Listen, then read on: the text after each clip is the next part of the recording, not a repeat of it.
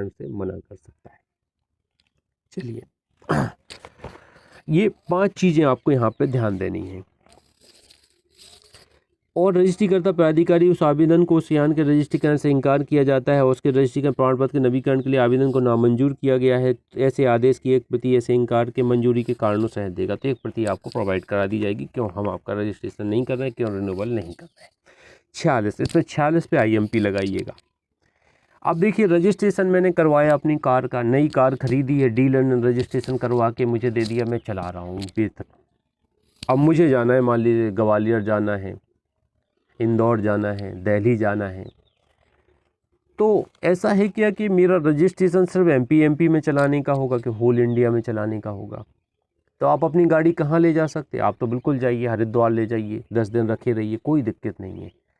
एक बार रजिस्टर्ड हो गई तो सारे इंडिया में। कंडक्टर लाइसेंस सिर्फ MP में लागू होता है, ड्राइविंग लाइसेंस भी पूरे इंडिया में लागू होगा। दिल्ली में चेकिंग चल रही है, आप रजिस्ट्रेशन कागज़ दिखा दीजिए डिजी लॉक पर, ड्राइविंग लाइसेंस बता दीजिए डिजी लॉक पर, आपका PUC कार्ड बना हुआ है, फिटनेस कार्ड अगर मांगते हैं तो वो बना हुआ है, आइदर आपका इंश्योरेंस है, तो आप पूरे फुलफिल में प्रॉपर सीट बेल्ट बांध के गाड़ी चला रहे हैं, कोई चालान नहीं हो सकता। तो ये चीज़ें आप बता दीजिए। तो वही चीज़ यहाँ बताया गया है, इम्पोर्टेंट है, रजिस्ट्रीकरण की भारत में प्रभावशीलता। धारा 47 के उपबंधों के अधीन रहते हुए ऐसे मोटरयान की बाबत जो किसी राज्य में इस अध्याय के अनुसार रजिस्ट्रीकृत है, अपेक्षित न होगा कि उसे भारत में अन्यत्र रजिस्टर कराया जाए। ऐसे यान की बाबत इस अधिनियम के अधीन जारी किया गया प्रवृत्त रजिस्ट्रीकरण प्रमाण पत्र भारत में सर्वत्र प्रभावशील होगा। तो ये आप ध्यान दीजिएगा, जारी किया गया और प्रवृत्त रजिस्ट्रीकरण प्रमाण पत्र भारत में सर्वत्र होगा। इसके बाजू में एक सेक्शन आपको रिलेवेंट लिख लेना है, कौन सी? ड्राइविंग लाइसेंस संपूर्ण भारत में प्रभावशील होगा। कौन सी धारा कहती है बताइए, कालिंदी बताओ, कौन बताएगा? ड्राइविंग लाइसेंस संपूर्ण भारत में प्रभावशील होगा, कौन सी धारा कहती है? इसके बाजू में लिखिए रिलेवेंट सेक्शन 13 बोलती है भाई, ये ध्यान देना है। ड्राइविंग लाइसेंस बहुत इंपॉर्टेंट है। देखिए गाड़ी चलाना है, हम खुद ही चलाते हैं मोस्टली, तो ड्राइविंग लाइसेंस होना बहुत ज़रूरी है। तो पूरे भारत में प्रभावशील है, 13 बोलती है। 46 बोलती है रजिस्ट्रेशन पूरे भारत में प्रभावशील होगा। अब चाइना दूसरी जगह ले जाएंगे तो 139 की परमिशन लेनी पड़ेगी, श्रीलंका बांग्लादेश गाड़ी ले जाएंगे नेपाल तो 139 की परमिशन लेनी पड़ेगी। इधर इंडिया भर में आप चला सकते हैं गाड़ी। 47, अब देखिए ये धारा थोड़ी केयरफुली पढ़िएगा, इसका भी थोड़ा बहुत कॉन्सेप्ट है जो आपको थोड़ा समझ लेना है तो बहुत लेंदी धारा। देखिए दूसरे राज्यों को ले जाए जाने पर नए रजिस्ट्रीकरण चिन्ह का दिया जाना। जब कोई मोटरयान जो एक राज्य में रजिस्ट्रीकृत है दूसरे राज्य में 12 मास से अधिक अवधि के लिए रखा गया है, तब उस यान का स्वामी नया रजिस्ट्रीकरण चिन्ह दिए जाने के लिए ऐसी अवधि के भीतर और ऐसे प्रारूप में जिसमें ऐसी विशिष्टियाँ होंगी केंद्रीय सरकार द्वारा बहत की जाए और रजिस्ट्रीकर्ता प्राधिकारी को आवेदन करेगा जिसकी अधिकारिता में वह यान उस समय है और रजिस्ट्रीकरण प्रमाण पत्र उस रजिस्ट्रीकर्ता प्राधिकारी को प्रस्तुत करेगा। अब देखिए 12 मास का कॉन्सेप्ट रखा गया है।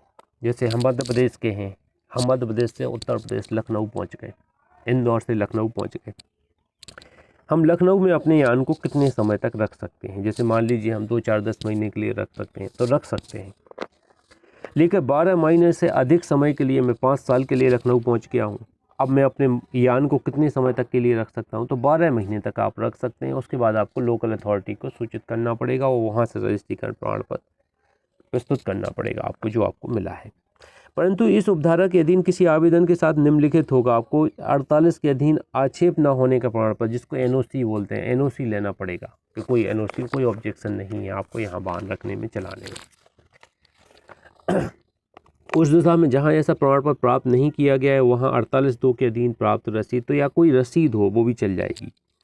यदि यान के स्वामी ने इस निमित्त आवेदन धारा 48 में रजिस्ट्रीकर्ता प्राधिकारी को रसीदी रजिस्ट्री कर डाक द्वारा भेजा है तो उसके द्वारा प्राप्त डाक रसीद भी यहाँ पे चल सकती है कि रजिस्ट्री डाक रसीद भी यहाँ पे भेजी जा सकती है, जिसके साथ यह घोषणा होगी कि उसे ऐसे प्राधिकारी से ऐसी कोई संसूचना प्राप्त नहीं हुई है जिसमें ऐसा प्रमाण पत्र दिए जाने से इनकार किया गया है या उससे किसी निर्देश का पालन करने की अपेक्षा की गई है जिसके अधीन ऐसा प्रमाण पत्र दिया जा सकेगा। ये भी आप थोड़ा यहाँ पे ध्यान दीजिएगा। आपको यहाँ पे या तो एनओसी दे देना है या कोई रसीद दे देनी है या रजिस्ट्री करने की रसीद दे देनी है जिसके थ्रू आपने रजिस्ट्रीकर्ता प्राधिकारी को आवेदन भेजा है। परंतु यह और कि ऐसे मामले में जहां मोटरयान अवक्रय पट्टा आडवान करार के अधीन धारित है वहां इस धारा के अधीन आवेदन के साथ उस व्यक्ति का आक्षेप न होने का प्रमाण पत्र होगा जिससे ऐसा करार किया गया है, और ऐसे व्यक्ति से जिसके साथ ऐसा करार किया गया है ऐसा प्रमाण पत्र प्राप्त करने के बाद 51 के उपबंध जहाँ तक हो सके लागू होंगे। देखिए, बस इतना आपको ध्यान देना है कि आप किसी अदर स्टेट में जा रहे हैं अपने स्टेट के वाहन को लेके तो 12 महीने तक निर्विरोध आप वाहन चला सकते हैं। वहाँ पे 12 महीने के अंदर आपको क्या करना पड़ेगा, वहाँ से लोकल रजिस्ट्रेशन लेना पड़ेगा। ये आपको यहाँ पे ध्यान देना है। बस इतना आपका है, और पूरी धारा मेरे ख्याल से आप छोड़ दीजिएगा, बिल्कुल यहाँ पे माथापच्ची नहीं करना है। कोई बात नहीं है, कोई क्वेश्चन निकल के सामने नहीं आना है। मैं इसको छोड़ रहा हूँ। आपको ऐसा लगे कि कोई नहीं समझ में आ रहा है तो आप मुझे बताइए, मैं यहाँ एक्सप्लेन करूँगा। वो 5th क्लॉज में फीस की बात की जाएगी 100 रुपये। हाँ, तो ये थोड़ा आप देख लेना। ये आप 5th क्लॉज भी टिक लगा लीजिए, जैसा कालिंदी बोल रही है 5th क्लॉज टिक लगा लीजिए, और इसमें क्लॉज 1 पे IMP लगा लीजिए। ये इम्पोर्टेंट है। IMP क्लॉज 1 पे लगा लीजिए और क्लॉज 5th पे आप यहाँ टिक लगा लीजिए। 5th में एक बार पढ़ के बता देता हूँ। यदि स्वामी बेहद अवधि के भीतर उपधारा 1 के अधीन आवेदन करने में असफल रहता है तो रजिस्ट्रीकर्ता प्राधिकारी मामले की परिस्थितियों को ध्यान में रखते हुए स्वामी से उस कार्रवाई के बदले में जो धारा 70 के अधीन उसके विरुद्ध की जाए 100 रुपये से अनधिक उतनी रकम को जो उपधारा 7 के अधीन बेहद की जाए संदाय करने की अपेक्षा कर सकेगा। आपको आवेदन करने में अगर गलती कोताही करते हैं तो 100 रुपये तक आपके ऊपर फाइन पेनल्टी लग सकती है। परंतु धारा 177 के अधीन स्वामी के विरुद्ध कार्रवाई तभी की जाएगी जब स्वामी उक्त रकम का संदाय करने में असफल रहता है। देखिए, 170 की आप 100 रुपये नहीं देंगे आप तो 170 की कार्रवाई आपके ऊपर कर दी जाएगी, और पढ़ने की ज़रूरत नहीं है इस धारा में। आगे बढ़ते हैं। NOC सर्टिफिकेट है 48 पे आप NOC लिख लीजिए। NOC आक्षेप ना होने का प्रमाण पत्र। देखिए, इंग्लिश में लिखा है नो ऑब्जेक्शन सर्टिफिकेट, NOC बोलते हैं। जैसे आप लोग देखिएगा, हमारे एग्ज़ाम होते थे सागर में, BSc की मैंने, तो मुझे ईच डिपार्टमेंट से NOC लाना पड़ता था, यहाँ तक कि लाइब्रेरी से, कि लाइब्रेरी का कुछ ड्यू ना रह गया हो, केमिस्ट्री का कुछ ड्यू ना रह गया हो, फिजिक्स का कुछ ड्यू ना रह, जूलॉजी का कुछ ड्यू ना रह जाएगा। तो हम लोग हर डिपार्टमेंट से NOC लेके आते थे, वो जमा करते थे, तब हमारा एडमिट कार्ड हमारे यूनिवर्सिटी देती थी कि कुछ ड्यू रह गया तो वो पेमेंट करके आओ। आपने पर्सनली तोड़ी हो या लाइब्रेरी से बुक निकलवाई है, जमा नहीं की है, तो वो पेमेंट करके आओ, फिर आपको सर्टिफिकेट देंगे, तो फिर प्रवेश पत्र ले लो। वैसे यहाँ कुछ ऐसा ही कुछ यहाँ पे है NOC सर्टिफिकेट का, यहाँ पे भी ऐसी कुछ फंडा है। तो थोड़ा अपन इसको समझने की कोशिश करते हैं, जितना समझ में आ जाए अच्छा है। किसी मोटरयान का स्वामी धारा 47 की उपधारा 1 के अधीन नए रजिस्ट्रीकरण चिन्ह दिए जाने के लिए आवेदन करते समय या जहाँ किसी मोटरयान को उसके रजिस्ट्रीकरण के राज्य से भिन्न किसी राज्य में अंतरित किया जाना हो, वहाँ ऐसे यान का अंतरक धारा 50 की उपधारा 1 के अधीन अंतरण की रिपोर्ट करते समय उस रजिस्ट्रीकर्ता प्राधिकारी को जिसने यान को रजिस्ट्रीकृत किया था एक आवेदन ऐसे प्रारूप में ऐसी रीति में जो केंद्र सरकार द्वारा बहस किया जाए, इस प्रभाव का प्रमाण पत्र आक्षेप न होने का प्रमाण पत्र कहा गया है, जिसे जारी करने के लिए कहेगा रजिस्ट्रीकर्ता प्राधिकारी को यान को नया रजिस्ट्रीकरण चिन्ह देने या रजिस्ट्रीकरण प्रमाण पत्र में स्वामित्व के अंतरण की विशिष्टियां प्रविष्ट करने में कोई आक्षेप नहीं है। तो हम लोग कहाँ से NOC लेंगे? पुरानी वाले रजिस्ट्रेशन प्राधिकारी से लेंगे जहाँ यान रजिस्ट्रीकृत किया गया है। वो NOC दे देगा कि भैया हमें कोई दिक्कत नहीं है, आप नया रजिस्ट्रेशन दे दीजिए इस वाहन को, तो ये NOC दे देंगे आपको। रजिस्ट्रीकर्ता प्राधिकारी उपधारा 1 के अधीन आवेदन प्राप्त करने पर एक रसीद ऐसे प्रारूप में जारी करेगा जो केंद्र सरकार द्वारा बहस की जाए। ये रसीद जारी करेंगे। रजिस्ट्रीकर्ता प्राधिकारी उपधारा 1 के अधीन आवेदन प्राप्त करने पर ऐसी जांच करने और ऐसे आवेदन ऐसे निर्देशों का जो वह ठीक संग अनुपालन करने की अपेक्षा करने के पश्चात और आवेदन की प्राप्ति के 30 दिन के भीतर, गोला कीजिएगा 30 दिन के भीतर, आवेदक को लिखित आदेश द्वारा संसूचित करेगा कि उसने आक्षेप न होने का प्रमाण पत्र दे दिया है या देने से इनकार कर दिया। ये इन्फॉर्म कर देगा कि आपका आ गया है NOC या नहीं आया है। परंतु कोई रजिस्ट्रीकर्ता प्राधिकारी आक्षेप न होने का प्रमाण पत्र देने से तब तक इनकार नहीं करेगा जब तक कि वह ऐसा करने के कारणों को लेखबद्ध न कर दे, उसकी एक प्रति आवेदक को ना दे दी जाए। ये ध्यान दीजिएगा।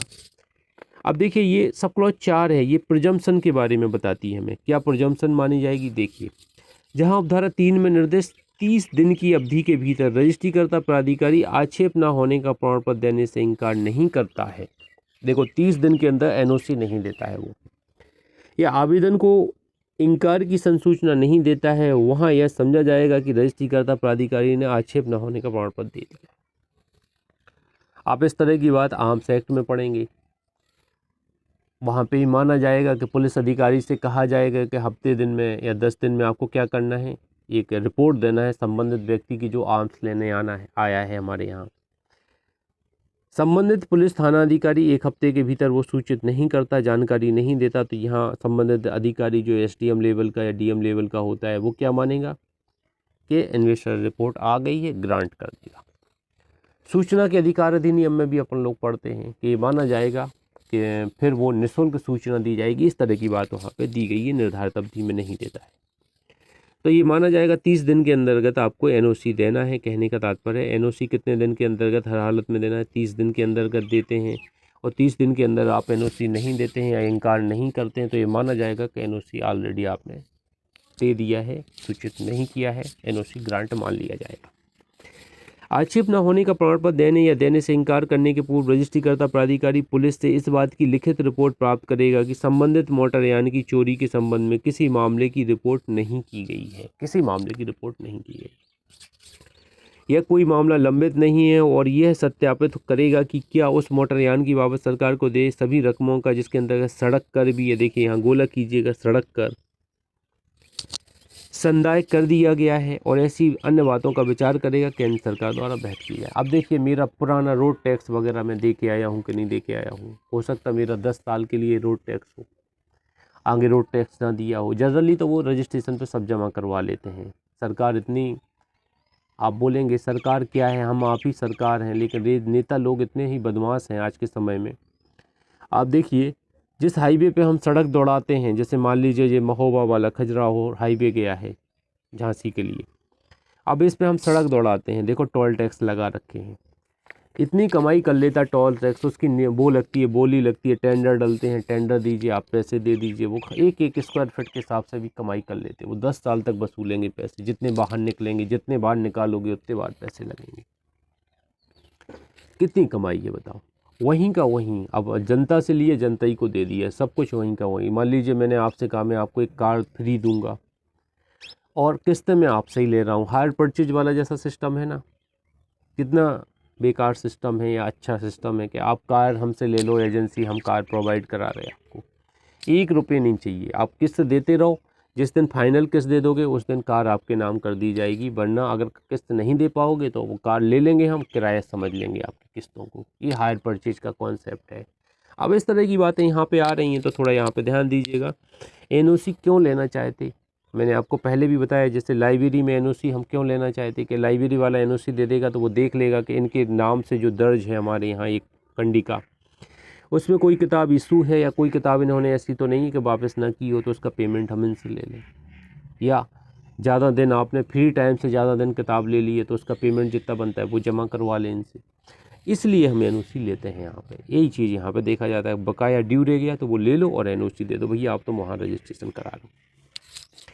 यान का स्वामी अपने यान की चोरी के बारे में रजिस्ट्रीकर्ता प्राधिकारी को यथाशीघ्र लिखित सूचना भी देगा, जिसमें उस पुलिस थाने का नाम भी होगा जहां चोरी की रिपोर्ट की गई थी, और रजिस्ट्रीकर्ता प्राधिकारी आक्षेप न होने का प्रमाण पत्र, रजिस्ट्रीकरण स्वामित्व के अंतरण या रजिस्ट्रीकरण प्रमाण पत्र की दूसरी प्रति जारी करने के लिए आवेदन का निपटारा करते समय ऐसी रिपोर्ट पर ध्यान देगा। तो आरटीओ ऑफिस में आपको अगर वाहन चोरी चला जाता है तो एफआईआर दर्ज तो करानी ही है चोरी की, उसके बाद आपको सूचित भी करना है आरटीओ ऑफिस में कि साहब मेरा ये वाहन चोरी हो गया। एफआईआर की प्रति आप चाहें तो यहाँ लगा दें तो बेहतर होगा।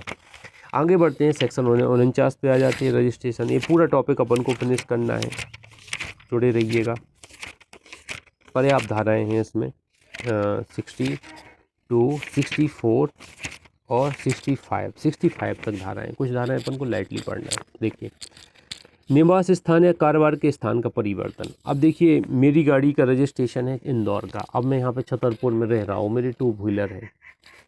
अब देखिए मुझे क्या करना चाहिए गाड़ी में, क्या मैं वही रजिस्ट्रेशन एमपी में तो करवाया है, इंदौर में कराया तो एमपी में आता, छतरपुर भी एमपी में आता, तो मुझे अलग से कराना पड़ेगा, कुछ परिवर्तन कराना पड़ेगा कि नहीं कराना पड़ेगा, इसको आप देखिएगा। यदि किसी मोटर यान का स्वामी उस स्थान पर जिसका पता यान के रजिस्ट्रीकरण प्रमाण पत्र में अभिलिखित है निवास करना छोड़ देता है, देखिए हमारा रजिस्ट्रेशन कहाँ पे है, इंदौर में है और हमने इंदौर अभी छोड़ रखा है, मानिए अपने कारोबार का स्थान बंद कर देता है, हमने कारोबार करना बंद कर दिया, वहाँ कारोबार नहीं कर रहे, अब कारोबार हम यहाँ करने लगे छतरपुर में, तो वह अपने पते के ऐसे किसी परिवर्तन के 30 दिन के अंदर अपने पते की सूचना ऐसे प्रारूप में और ऐसे दस्तावेजों सहित जो केंद्रीय सरकार द्वारा वहत की जाए उस रजिस्ट्रीकर्ता प्राधिकारी को जिसने रजिस्ट्रीकरण प्रमाण पत्र दिया था, या यदि नया पता किसी अन्य राज्य में रजिस्ट्रीकर्ता प्राधिकारी की अधिकारिता के भीतर है तो उस अन्य रजिस्ट्रीकर्ता प्राधिकारी को देगा तथा उसके साथ ही रजिस्ट्रीकरण प्रमाण पत्र की भी यथास्थिति रजिस्ट्रीकर्ता प्राधिकारी अन्य रजिस्ट्रीकर्ता प्राधिकारी को भेज देगा जिससे नया पता उसमें प्रविष्ट किया जाए। अब मुझे क्या करना पड़ेगा, एक आवेदन बनवाना पड़ेगा, आरटीओ छतरपुर में देना पड़ेगा, अपना रजिस्ट्रेशन सर्टिफिकेट सहित लगाना पड़ेगा उसमें, और यहाँ का लोकल का एड्रेस नंबर अपन को उसमें देना पड़ेगा। लोकल एड्रेस से अपनी गाड़ी पे नंबर आ जाएगा कि आप लोकल यहाँ पे रह रहे हैं, तो लोकल नंबर एड्रेस चढ़ाने के लिए भेजा जाता है। उपधारा 1 के अधीन संसूचना समुचित रजिस्ट्रीकर्ता प्राधिकारी को ऐसे दस्तावेजों इलेक्ट्रॉनिक प्रारूप के साथ इलेक्ट्रॉनिक प्रारूप में जिसके अंतर्गत ऐसी रीति में यदि प्रमाण का सबूत भी है केंद्रीय सरकार द्वारा वहत किया जाए भेजी जा सकेगी। मैं चाहूँ तो इलेक्ट्रॉनिक फॉर्म में भी, अगर इलेक्ट्रॉनिक पोर्टल खोलेंगे तो इलेक्ट्रॉनिक पोर्टल के थ्रू भी जानकारी भेज के एड्रेस चेंज करवा सकता हूँ।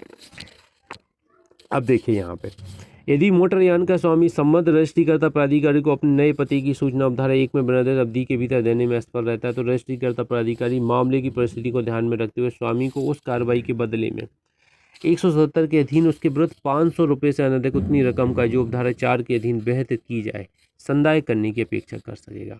अब देखिए, अपने नए पते की सूचना देने में इतनी अवधि के भीतर असफल रहता है, कितने समय, यहाँ पे देखिएगा 30 दिन के भीतर। हाँ, जैसे अब मैं यहाँ पे करीब, तो मैं तो 1 साल से गाड़ी चला रहा हूँ, मैंने एड्रेस चेंज नहीं करवाया है। मैं तो उनसे जब आवेदन लगाऊंगा तो मैं यही कहूँगा, सर अभी आया हूँ, 10 दिन ही हुए हैं आए हुए, इंदौर से अभी आया हूँ, मैं चाहता हूँ एड्रेस चेंज। मैं थोड़ी बोलूँगा 1 साल से यहाँ पे हूँ, 10 दिन हूँ, अब कैसे जानकारी करेंगे वो, ऐसा तो मुझे नहीं लगता कर पाएंगे। अगर मैंने कह दिया 1 साल से हूँ साहब, तो वो कहेंगे 30 दिन में आवेदन लगाना था, क्यों नहीं लगाए, 500 रुपये फाइन लगाओ, पहले 500 रुपये बता के आ जाएंगे कि सर बहुत टाइम से रह रहे हैं। अरे तो कोई नई गाड़ी ले लेने दो हमें, बड़ी सी 10-15 लाख की, फिर बता देना। कालिंदी तो बाट लगाए रहेंगी, तुम तो परेशान कर दोगी प्राइवेट वकीलों को एडीपीओ बन के, क्यों? चलिए, तो यहाँ पे आप क्या है, अब जैसे तुम बाट लगाए रहोगी, तुम बहोगी नहीं नहीं, हर चीज़ पे बेचारा आएगा जमानत लेके, पैसे में से लेके क्लाइंट से कि जमानत करवा देंगे, वो आपने आर्गूमेंट कर दिया उसमें लोक अभियोजक के तौर पे, नहीं साहब बहुत अपराधी, क्रिमिनल, बहुत खतरनाक अपराधी है, तमाम चीज़ें, साक्ष्य मिटा देगा, मत दीजिए जमानत, स्ट्रॉन्ग ड्यू रख दिए, तो वो बेचारा कमा ही नहीं पाएगा पैसा। बार और बेंच के बीच में एक संबंध बनाए रखना है। हमारी नौकरी बहुत बढ़िया है, थोड़ी मेहनत कर लीजिए, एडीपीओ से अच्छी नौकरी कुछ नहीं है लॉ के फील्ड में। मैं नहीं कह रहा हूँ, मेरे जितने सीनियर हैं, मेरे सर भी यही कहते हैं कि बेटा एडीपीओ बन जाओ ना, सबसे सुकून नौकरी है, तुम इसमें फ्री भी रहोगे, सारी रिश्तेदारियाँ वगैरह जो तुम्हें जहाँ जाना जाओ। वो ऐसा हो जाएगा भाई साहब, जैसे हम थोड़े खाना खा के आ रहे हैं, आप हमारी दुकान देख लेना, तो वो आपकी दुकान को नज़र बाजू वाला दिए रहेगा, कोई ना घुस पाए, गेट लगा के जाइए आप, कांच लगा के, तो बोल देगा भैया थोड़े रुको, आने वाले हैं वो। ऐसी एडीपीओ की नौकरी। लेकिन सिविल जज में क्या है, अब दीपावली है, स्पेशल कोर्ट वाले बेचारे बैठे होंगे, लोक अदालत में 6-7 बजे तक बैठे रहते हैं, कितना काम रहता है बताइए। अब ठीक है डेकोरम है, लेकिन उसमें हम लोग एकांकी जीवन ज़्यादा जीते हैं, यहाँ पे आप सामाजिक जीवन जिएंगे, कहने का बस इतना है। तो हम एक सामाजिक प्राणी हैं, एरिस्टोटल ने कहा था, अरस्तु ने कहा था, जो व्यक्ति समाज में नहीं रहता है तो वो या तो पशु है या कोई देवता है, इंसान तो है नहीं है। कैसे हम समाज में ही हमारी अवधारणा क्लियर फुलफिल होती है। तो यहाँ पे 2 चीज़ आपको ध्यान देना है। सेक्शन 49 में निवास स्थान बदल गया है तो 30 दिन के अंतर्गत जिस जगह पे आप रह रहे हैं, ट्रांसफ़र होके गए हैं, वहाँ सूचित कर दीजिए। एड्रेस चेंज करवाने के लिए रजिस्ट्रेशन जमा कर दीजिए, आवेदन कर दीजिए। नहीं करते हैं 30 दिन में तो 500 रुपये पेनल्टी आपके ऊपर लग जाएगी। ये क्लॉज 1 और 2 इस दोनों को आप टिक कर लेना कि इस पर ओटी बन सकता है, इम्पोर्टेंट है। आगे बढ़ते हैं।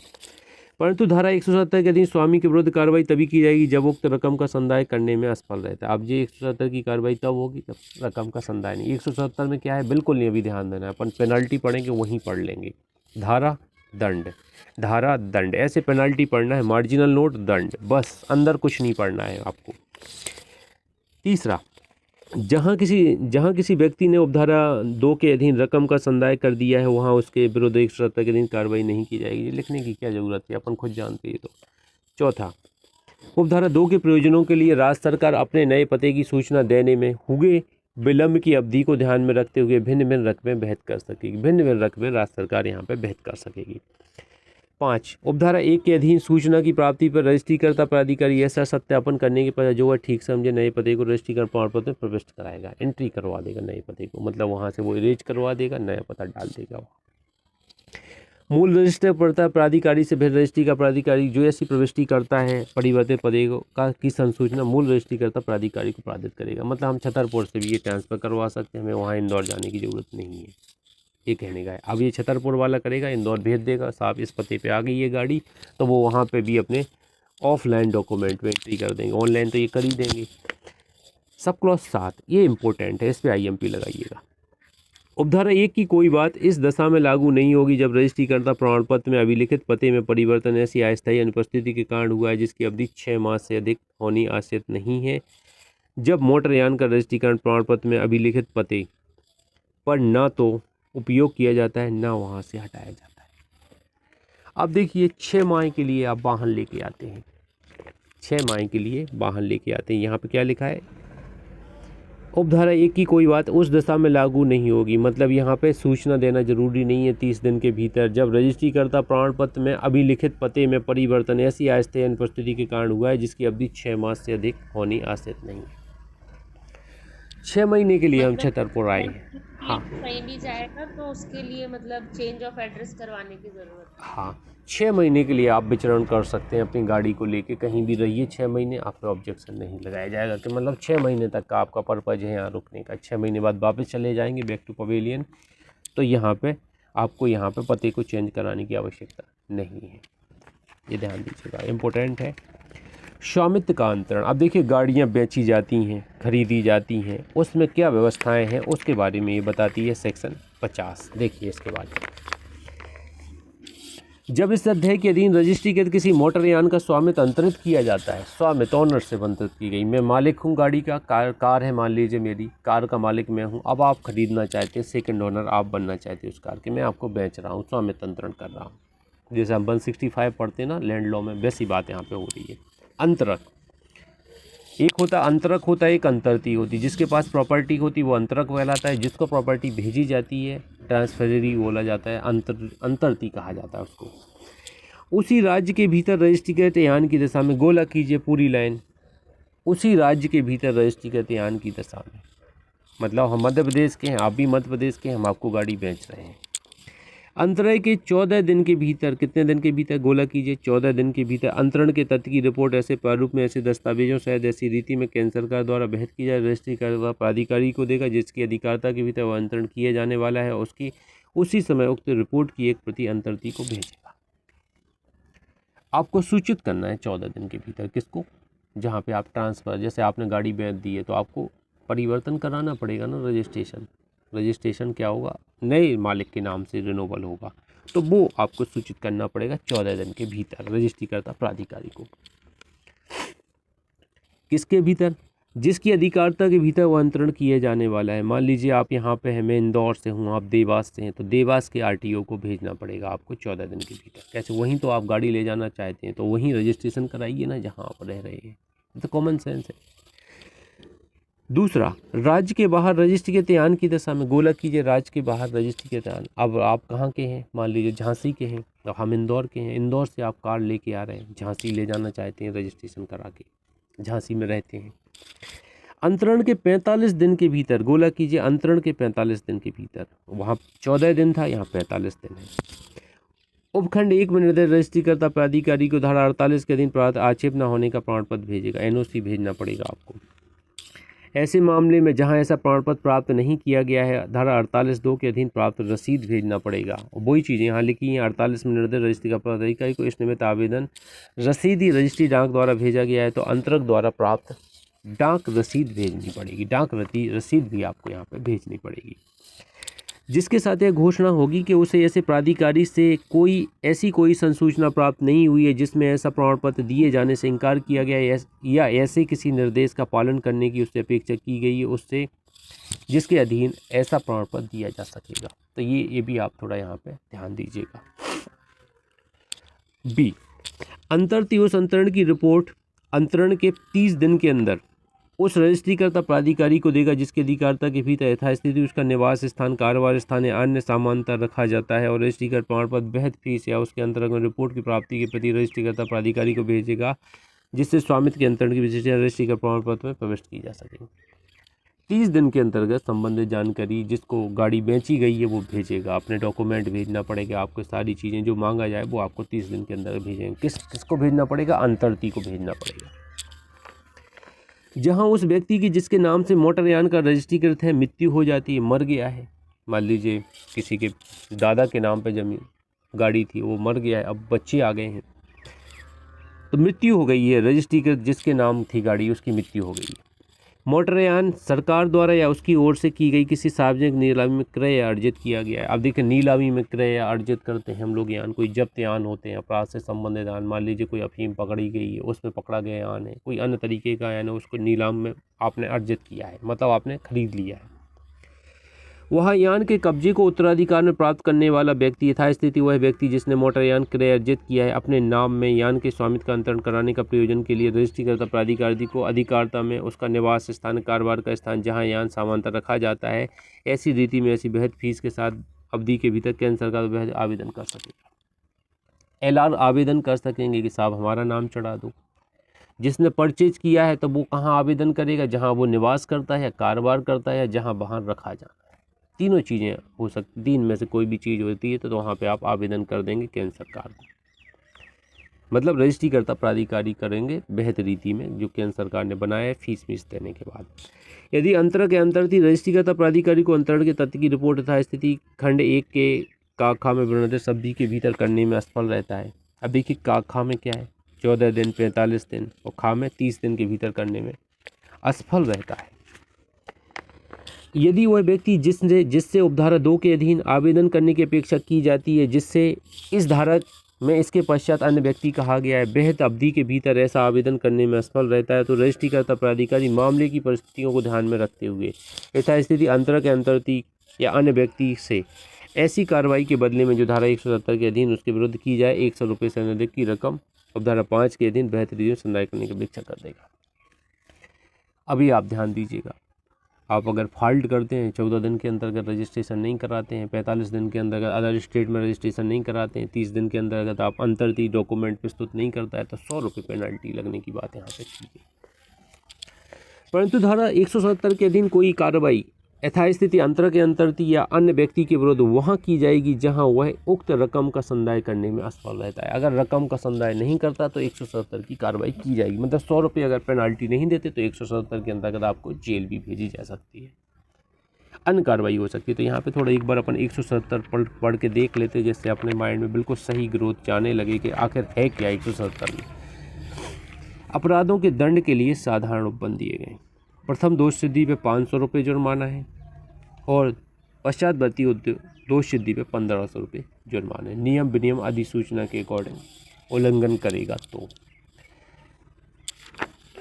नियमों का उल्लंघन किया है तो आपके ऊपर 500 रुपये तक, तो 100 रुपये देना बेहतर है 500 रुपये देने से या 1500 रुपये देने से। चौथा, जहाँ किसी व्यक्ति ने उपधारा 3 के अधीन रकम का संदाय कर दिया है वहाँ उसके विरुद्ध 170 कार्रवाई नहीं की, आपने 100 रुपये पे कर दिए हैं तो 500 रुपये या 1500 रुपये पेनल्टी नहीं लगाएंगे आपके ऊपर।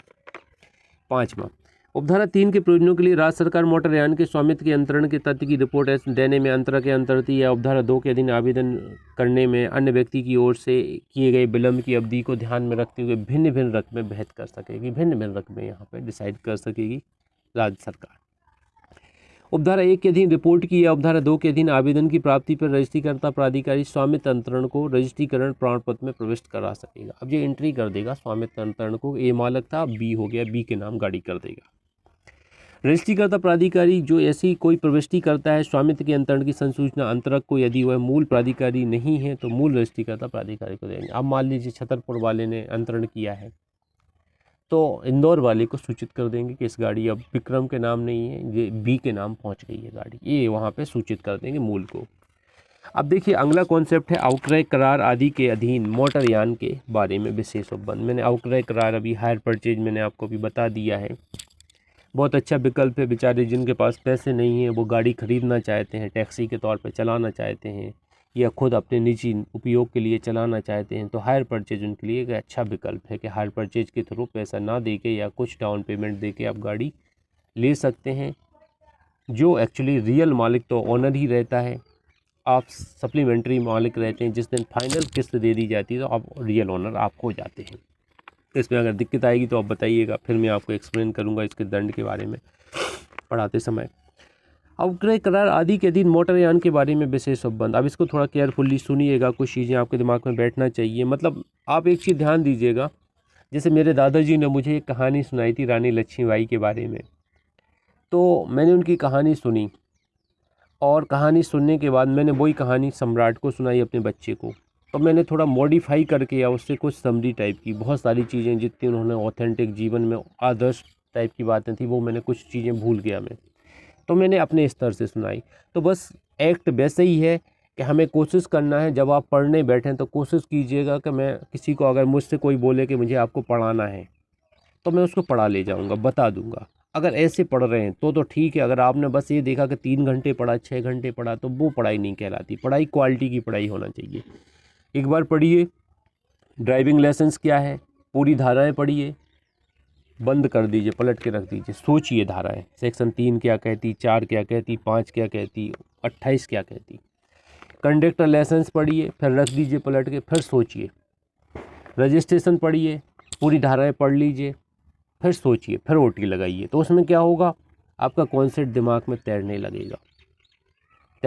हाँ, अपने आप को इतना वो कर लो कि एग्ज़ाम होने तक हमारे अंदर ऐसी फीलिंग आए कि हमें सारी चीज़ें वही चीज़ें रिपीट हो रही मन के अंदर। हमारे मन के अंदर विचार भी आ रहे तो ये 28 एक्टों से संबंधित ही आ रहे हैं।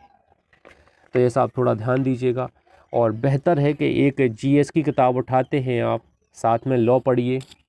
जैसे एमपीजी के उठाया है तो एमपीजी के उठाइए और कंटिन्यू 2 दिन तक पढ़िए, जब तक फिनिश करके नहीं रख देते। तो एक साइड रखिए, लॉ आप साथ में पढ़ते रहिए, टाइम पे लॉ पढ़ते रहिए।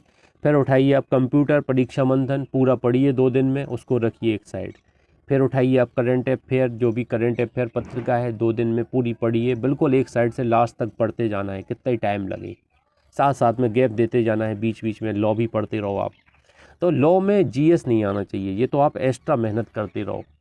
28 एक्टों की मेहनत अच्छी तगड़ी होना चाहिए। कैसे 100 में से यहाँ पे अपन को अच्छे नंबर चाहिए, करीब 80% नंबर चाहिए। 80 से 90 के बीच में नंबर लाने की कोशिश करो, खासतौर से जनरल वाले। और उधर आपके अगर मान लो 35 एमपी से आ रहा है तो 50 में से 35 ही नंबर अगर आप क्लियर कर लेते, 35-40 उधर, तो कोई माइकल लाल यहाँ पे सिलेक्शन नहीं रोक सकता। 100% यहाँ पे आपका सिलेक्शन होगा।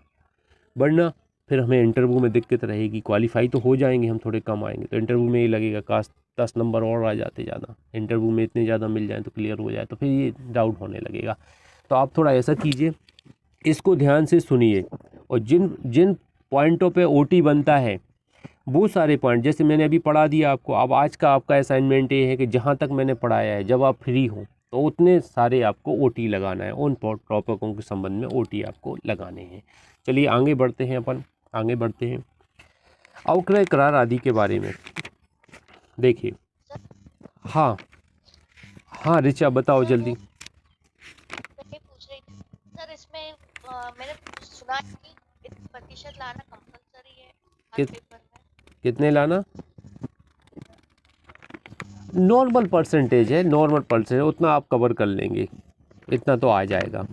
ठीक है, चलिए आगे बात करते हैं। मैं कल बताता हूँ आपको, मैं इस पर अभी थोड़ा फ्री होता हूँ। फिर एक स्ट्रेटजी वीडियो मुझे डालना है, तो स्ट्रेटजी वीडियो अपन मैं यूट्यूब पे डालूँगा, आप लोगों को भी भेजूँगा, तो आप उनको अनुसरण कीजिएगा क्या क्या अपन को करना है, मतलब कौन सी गोली कितने टाइम पे खाना है। तो वो अगर अप्लाई कर लेते हैं आप, तो आप पूरा तरह से पूरा रिवीजन भी होगा आपका, हैप्पी भी रहेंगे, मन खुश रहेगा, कॉन्फिडेंस रहेगा, तो हर चीज़ पॉसिबल है। मैं आपको बताऊँ, देखिए अवक्रय करार आदि के अधीन मोटरयान के बारे में विशेष उपबंध। 2-3 सेक्शन और पढ़ लेते हैं, टाइम हो रहा है कैसे। देखिए, जहां उस मोटरयान के रजिस्ट्रीकरण के लिए आवेदन किया जाता है जो अवक्रय या पट्टा या आडवान करार के अधीन धारित है। अवक्रय जानते आप, हायर परचेज। पट्टा जानते, पट्टे पर दिया गया है। आडवान जानते, आडवान के आधार पर, जैसे मैंने आपको बता दिया एक कार रखी है, कुछ पैसे दे दो या खरीद लो कार आप, इस तरह का होता है, आडवान के अधीन किया गया है। जहां रजिस्ट्रीकर्ता प्राधिकारी उक्त करार के अस्तित्व की बाबत रजिस्ट्रीकरण प्रमाण पत्र में प्रविष्टि करेगा। तो ऐसी एंट्री होगी, रजिस्ट्रीकर्ता प्रमाण पत्र में ये लिखा जाएगा पट्टे के आधार पर, अवक्रय के आधार पर, आडवान करार के आधार पर पट्टा किया गया है। दूसरा, जहां इस अध्याय के अधीन रजिस्ट्रीकृत किसी मोटरयान का स्वामित्व अंतरित हो जाता है और अंतर्ती किसी व्यक्ति के साथ उक्त करार करता है, वहां अंतिम रजिस्ट्रीकर्ता प्राधिकारी उक्त करार के पक्षकारों के ऐसे प्रारूप में जो केंद्रीय सरकार बहत करे आवेदन मिलने पर उक्त करार के अस्तित्व की बाबत रजिस्ट्रीकरण प्रमाण पत्र में प्रविष्टि करेगा। देखिए, आवेदन मिलने पर ऐसी प्रविष्टि करेगा, जैसा भी आप अवक्रय, पट्टा, आडवान के संबंध में बात की गई, वैसी प्रविष्टि रजिस्ट्रीकर्ता प्राधिकारी उसमें करेगा और इस संबंध में सूचना मूल रजिस्ट्रीकर्ता प्राधिकारी को भेजी जाएगी। अंतिम रजिस्ट्रीकर्ता प्राधिकारी मूल रजिस्ट्रीकर्ता प्राधिकारी नहीं है, अगर कोई अन्य है तो उसको ऐसी सूचना भेजी जाएगी। तीसरा, उपधारा 1 या 2 के अधीन की गई कोई प्रविष्टि संबंध पक्षकारों द्वारा ऐसे प्रारूप में जो केंद्र सरकार द्वारा बहस करे आवेदन किए जाने पर उक्त करार की समाप्ति का सबूत दिए जाने पर अंतिम रजिस्ट्रीकर्ता प्राधिकारी द्वारा रद्द की जा सकेगी और इस निमित्त सूचना मूल रजिस्ट्रीकर्ता प्राधिकारी को भेजी जाएगी। ये भी आप थोड़ा ध्यान दीजिएगा, ये पढ़ने लायक उत्तर नहीं है। जो मोटरयान का उक्त करार के अधीन धारित है, स्वामित्व के अंतरण का प्रविष्टि रजिस्ट्रीकर्ता प्राधिकारी में रजिस्ट्रीकरण प्रमाण पत्र में उक्त व्यक्ति की लिखित सहमति से ही की जाएगी जिसका नाम रजिस्ट्रीकरण प्रमाण पत्र में ऐसे व्यक्ति के रूप में निर्दिष्ट है जिसके साथ रजिस्ट्रीकर्ता स्वामी ने उक्त करार किया है या नहीं किया है। अब देखिए, जो एग्रीमेंट के अधीन है, जैसे हायर परचेज है, आपने एग्रीमेंट किया हमसे हायर परचेज का, तो मैंने आपको एक गाड़ी प्रोवाइड करा दी, आपसे कह दिया आप पेमेंट करते रहो, किस्तें करते रहो, जब तक आप किस्त नहीं भरेंगे पूरी तब तक मालिक मैं रहूँगा। जिस दिन फाइनल किस्त आ जाएगी उस दिन में आपको ट्रांसफ़र कर दिया जाएगी गाड़ी। तो ये हायर परचेज का कॉन्सेप्ट है कि हम किराए पे चला रहे हैं गाड़ी और हमने खरीदी भी गाड़ी, ये दोनों कॉन्सेप्ट हमारे ऊपर लागू हो रहे हैं। जहां वह व्यक्ति, सब क्लॉज 5 कहती है, जिसका नाम रजिस्ट्रीकरण प्रमाण पत्र में ऐसे व्यक्ति के रूप में निर्दिष्ट है जिसके साथ रजिस्ट्रीकर्ता स्वामी ने उक्त करार किया है, रजिस्ट्रीकर्ता प्राधिकारी का समाधान कर देता है कि उसने उक्त करार के उपबंधों के अधीन उस यान पर रजिस्ट्रीकृत स्वामी से कब्जा कर लिया है। कब्जा रजिस्ट्रीकृत स्वामी के व्यक्तिक्रम के कारण कर लिया है और रजिस्ट्रीकरण प्रमाण पत्र देने से इनकार कर दिया है या फरार हो गया है। वहाँ ऐसा प्राधिकारी रजिस्ट्री के स्वामी को उसके पते से जो रजिस्ट्रीकर्ता प्रमाण पत्र में दिया हुआ है सीधी रजिस्ट्री डाक से सूचना भेजकर ऐसा आवेदन करने का जैसा वह करना चाहे अवसर देने के पश्चात तथा इस बात के होते हुए भी कि रजिस्ट्रीकरण प्रमाण पत्र उसके समक्ष पेश नहीं किया गया है, उस रजिस्ट्रीकरण प्रमाण पत्र को रद्द कर सकेगा और उस व्यक्ति के नाम में जिसके साथ रजिस्ट्रीकृत स्वामी ने उक्त करार किया हो नया रजिस्ट्रीकरण प्रमाण पत्र जारी कर सकेगा। अब देखिए, यहाँ पे एक चीज़ ध्यान देना है, जिसके नाम रजिस्ट्रीकरण प्रमाण पत्र जारी किया गया है वो व्यक्ति यहाँ पे संबंधित व्यक्ति के संबंध में रजिस्ट्रीकरण रद्द करने की बात वो कर सकता है। नया रजिस्ट्रीकरण प्रमाण पत्र जारी करने के लिए आवेदन यहाँ पे कर सकता है रजिस्ट्रीकर्ता प्राधिकारी को। ये पूरा पढ़ेंगे तब आपको थोड़ा कॉन्सेप्ट समझ में आएगा, ऐसे नहीं आएगा इसका। परंतु मोटरयान की बाबत रजिस्ट्रीकरण का नया प्रमाण पत्र तभी जारी किया जाएगा जब उस व्यक्ति ने बेहद फीस दे दी हो, अन्यथा नहीं। अगर प्रॉपर फीस दे दी है तभी जारी करेंगे, अन्यथा नहीं करेंगे। परंतु यह और कि ऐसे मोटरयान की बाबत जो परिवहन यान से भिन्न है, मतलब 4 व्हीलर टाइप के वाहन है, जारी किया गया रजिस्ट्रीकरण का नया प्रमाण पत्र केवल उस शेष अवधि के लिए विधिमान होगा जिसके लिए इस उपधारा के अधीन रद्द किया गया प्रमाण पत्र प्रवृत्त रहता है। अब देखिए, अब कोई रजिस्ट्रेशन नया प्रमाण पत्र अगर इशू करते हैं, मान लीजिए हायर परचेज है, हायर परचेज में मान लीजिए एक डीलर है, डीलर ने मुझे हायर परचेज एग्रीमेंट के थ्रू एक कार दी। अब उस कार को मैं अपने नाम कराना चाहता हूँ तो मुझे क्या करना पड़ेगा, पूरा पेमेंट डन करना पड़ेगा और कार इसके बाद मेरे नाम हो जाएगी कार। तो इसी बात को ये यहाँ पे बताने वाले हैं कि विधिमान माना जाएगा, इसके नाम अंतरित की जा सकती है वो कार। अब ये हायर परचेज में जो डीलर ने मुझे दी है, डीलर मालिक था, जैसे ही पेमेंट मैं कर देता हूँ तो उसके बाद मैं मालिक हो जाऊँगा, मेरे नाम रजिस्टर्ड कार हो जाएगी। लेकिन यहाँ नया रजिस्ट्रेशन के लिए आवेदन हमें करना पड़ेगा। रजिस्ट्री के स्वामी धारा 81 के अधीन परमिट के नवीकरण के लिए, धारा 41(14) के अधीन रजिस्ट्रीकरण प्रमाण पत्र की दूसरी प्रति जारी करने के लिए, धारा 47 के अधीन वाहन को एक श्रेणी से दूसरी श्रेणी में परिवर्तित करने, धारा 48 के अधीन एनओसी नॉन ऑब्जेक्शन सर्टिफिकेट जारी करने, 49 के अधीन व्यवसाय संस्थान या पते में परिवर्तन करने, 52 के अधीन यान में परिवर्तन करने के लिए आवेदन प्रस्तुत करेगा। तो ये अकॉर्डिंग रजिस्ट्रीकर्ता स्वामी क्या कर सकता है, अगर वाहन में कोई अल्टर करना चाहता है तो कोई ऐसा अल्टर इन 5-6 आधारों पे कोई भी अल्टर करा सकता है। नया रजिस्ट्रीकरण चिन्ह देने के लिए समुचित प्राधिकारी को आवेदन करने के पूर्व उस व्यक्ति को जिसके साथ रजिस्ट्रीकृत स्वामी ने उक्त करार किया है, ऐसे व्यक्ति को इस धारा में इसके पश्चात वित्त पोषक कहा जाएगा, आक्षेप न होने का प्रमाण पत्र जारी किए जाने के लिए आवेदन करेगा। एनओसी सर्टिफिकेट के लिए आवेदन करेगा जो वित्त पोषक जिसने किया है फाइनेंशियल तौर पर। तो वित्त पोषक कौन होगा, जो डीलर होगा। मान लीजिए मैं आपको हायर परचेज एग्रीमेंट के अंतर्गत कार दे रहा हूँ, अब आप पूरा पेमेंट कर चुके हैं, आप अपने नाम रजिस्ट्रेशन चाहते तो नया रजिस्ट्रेशन के लिए आवेदन देना पड़ेगा। हायर परचेज से न्यू रजिस्ट्रेशन आपके नाम होगा गाड़ी का। तो एनओसी कौन देगा, मैं दूंगा एनओसी आपको। अब एनओसी मैं दूंगा कि इन्होंने पेमेंट मेरा कर दिया, मुझे कोई ऑब्जेक्शन नहीं, आप इनके नाम कर दीजिए गाड़ी, तो एनओसी हो जाएगा। ट्रांसफ़र तो हो नहीं रहा है, सिर्फ नाम परिवर्तन होगा। तो ये हायर परचेज को रियल ओनरशिप में परिवर्तित करने की एक प्रोसेस यहाँ पे ये बताई गई है, जो आपको थोड़ा देखना है। क्या है हायर परचेज का, फिर से कॉन्सेप्ट समझ लीजिए। यहाँ थोड़ा पदभ्रमित रहेंगे धारा में। कोई अन्य व्यक्ति पेमेंट देता है गाड़ी का और आपसे कहता है आप क्या कीजिए, किस्त देते रहिए। मान लीजिए आपकी 10 साल की किस्त है, आपने एक गाड़ी खरीदी। कौन सी गाड़ी खरीदी, UXV खरीदी। आपने एक गाड़ी खरीदी, आपने एक बोलेरो गाड़ी खरीदी मान लीजिए, और बोलेरो गाड़ी आ रही 10-15 लाख 16 लाख जितने की भी आ रही है। तो मैंने कहा मैं पेमेंट कर देता हूँ, आप ऐसा करो कुछ डाउन पेमेंट देना चाहते तो हमें दे दो, वरना मैं पूरा पेमेंट दे देता हूँ। हायर परचेज एग्रीमेंट के थ्रू आप गाड़ी ले लो, किराए पे चलाओ। आपको बस इतना करना है, हर महीने 10 साल तक किस्त देते रहना है। 10वें साल में जब पूरी किस्त पे हो जाएगी तो उस समय तक मैं मालिक रहूँगा गाड़ी का। गाड़ी का मालिक मैं ही रहूँगा, दिखावटी मालिक आप रहेंगे, रियल मालिक मैं ही रहूँगा कागज़ के तौर पे। जब पूरा पेमेंट हो जाएगा तो आपको क्या करना है, हमें एक एनओसी देंगे, हमसे आप एनओसी ले जाइएगा और अपने नाम रजिस्ट्रेशन के लिए आवेदन रजिस्ट्रीकर्ता प्राधिकारी को कीजिएगा। तो वहाँ आप आवेदन करेंगे तो आपको EMI जैसा ही तो हो गया सर, जैसे EMI पे करते हैं। यहाँ पे जो EMI पे कर रहे हैं आप, वो EMI ना मान के रेंट मानी जाती है हायर परचेज में, कि आप किराए पे गाड़ी चला रहे हैं, आपने ड्यू कर दिया, फॉल्ट कर दिया। मान लीजिए आपकी स्थिति गड़बड़ हो गई, आप पेमेंट नहीं कर पा रहे, जो रियल ओनर है जिसने गाड़ी आपको प्रोवाइड कराई थी वो गाड़ी आपसे छीन लेगा, फिर आप गाड़ी नहीं ले पाएंगे, और जो आपने पेमेंट दिया है अभी तक वो किराया मान लिया जाएगा। यहाँ पे हायर परचेज एग्रीमेंट बस यहीं पे फॉल्ट है। मैं तो कोशिश करता हूँ कि आपको कभी ऐसा लेना ना पड़े, किसी को लेना ना पड़े हायर परचेज में। लेकिन जो आदमी आज के अंधाधुंध कमाई करना चाहते, पैसे कमाना चाहते, जैसे आप ओला में गाड़ी चलाना चाहते, अब पैसे कमाना चाहते, पैसे है नहीं है और गाड़ी ख़रीदना है, तो आदमी ऐसे रिस्क लेते हैं। ये रिस्क का एग्रीमेंट है। मान लीजिए आप किस्तें नहीं भर पा रहे, परिस्थितियाँ अनुकूल नहीं है, एक्सीडेंट हो गया, कुछ होकर गया, तो क्या होगा, रियल ओनर गाड़ी पोजीशन में ले लेगा और फिर आप गाड़ी नहीं ले पाएंगे, कुछ नहीं कर पाएंगे। जितनी किस्तें आपने भरी हैं वो आपका गाड़ी का किराया मान लिया जाएगा, हायर मान लिया जाएगा। यही इसका फॉल्ट है हायर परचेज का। तो अपन ने इस पर डिस्कस की है, थोड़ा अपन ने काफ़ी चर्चाएं की हैं, और कोई दिक्कत आएगी तो आप बताइएगा।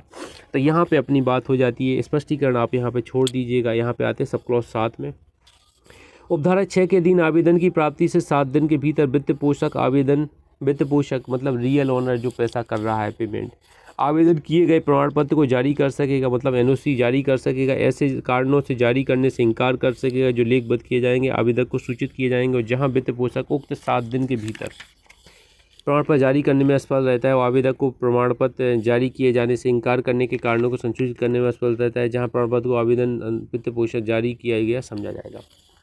अब इनकार नहीं करते आप, आवेदन किया गया है कि भाई एनओसी दे दो, आप पेमेंट कर दिया है, नहीं देते आप 7 दिन तक रखे रहते, ना इनकार करते ना आवेदन देते, तो हम ये मान लेंगे यहाँ पे अवधारणा की जाएगी कि आपने दे दिया है।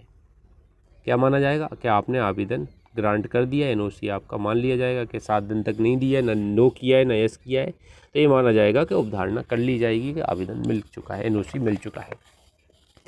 आगे देखते हैं, बस 3-4 क्लॉज और हैं, इस क्लॉज तक पढ़ना है, फिर थोड़ा जीएस पढ़ेंगे अपन, ठीक है। एक पॉइंट रजिस्ट्रीकर्ता स्वामी धारा 81 के अधीन किसी परमिट का नवीकरण करने के लिए समुचित प्राधिकारी को आवेदन करते समय धारा 41 की उपधारा 14 के अधीन रजिस्ट्रीकरण प्रमाण पत्र की दूसरी प्रति जारी करने के लिए धारा 47 के अधीन नया रजिस्ट्रीकरण चिन्ह देने के लिए आवेदन करते समय ऐसे आवेदन के साथ उस प्रमाण पत्र की को यदि कोई हो जो धारा 7 के अधीन प्राप्त किया गया है, मतलब एनओसी सर्टिफिकेट देगा। जहाँ ऐसा प्रमाण पत्र प्राप्त नहीं किया गया वहाँ यथास्थिति वित्त पोषक से उस धारा के अधीन प्राप्त संसूचना देगा, ऐसी घोषणा करेगा उसने उपधारा में विनिर्दिष्ट 7 दिन की अवधि के भीतर वित्त पोषक को कोई सूचना प्राप्त नहीं की है। तो देखिए एनओसी सर्टिफिकेट आपको लगाना है नया रजिस्ट्रेशन लेने के लिए, सीधी बात है। 9 समुचित प्राधिकारी उस यान के संबंध में जो करार के अधीन धारित है किसी परमिट के नवीकरण के लिए रजिस्ट्रीकरण प्रमाण पत्र की दूसरी प्रति जारी करने के लिए या नया रजिस्ट्रीकरण प्रमाण पत्र देने के लिए आवेदन प्राप्त करने पर इस अधिनियम के अन्य उपबंधों के अधीन रहते हुए ऐसी दशा में जब वित्त पोषक ने आवेदन किए गए प्रमाण पत्र को जारी करने से इनकार कर दिया है, आवेदन को सुनवाई का अवसर देने के पश्चात या तो परमिट का नवीकरण कर सकेगा, नवीकरण करने से इनकार कर सकेगा। अब देखिए यहाँ पे आप देखिएगा रजिस्ट्रीकरण के लिए क्या करेगा समुचित प्राधिकारी।